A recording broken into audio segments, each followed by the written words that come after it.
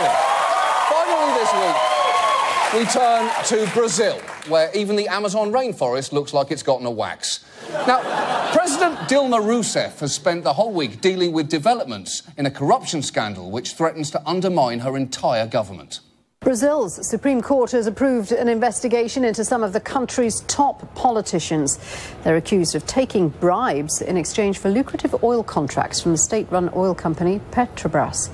Now, when they say taking bribes, this isn't your standard £5 in an envelope left under a bench. Because Brazil's largest construction and engineering firms allegedly paid at least $800 million in bribes and other funds to secure contracts. $800 million!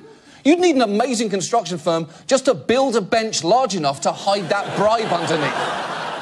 More than 30 members of Rousseff's ruling coalition are under investigation, so she took to the airwaves this week to try and calm people down. You have every right to get irritated and be worried, but I ask for patience and understanding because this situation is transitory. Is it? How is it transitory? Because unless you're about to flash the entire country with one of those memory-erasing sticks from Men in Black, I don't think people are going to forget about this. In fact, Brazilians weren't even listening to her speech for a pretty loud reason. Her critics had organized a kind of pot-banging protest, and I was in Sao Paulo, leaned out the window. It sounded like a football game. People were banging their pots, honking their horns. Fora! That's actually a real form of protest called panelazo, which has been in South America for years and off-Broadway for decades.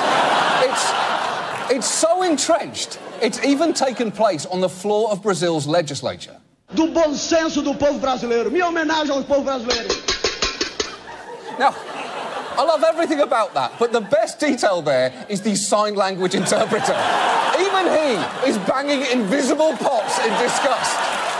And if you think that Brazilians are overreacting to this story, there is one more thing you should know about Rousseff's involvement in this scandal. President Rousseff chaired the board of Petrobras for 7 years, where much of the corruption is believed to have taken place.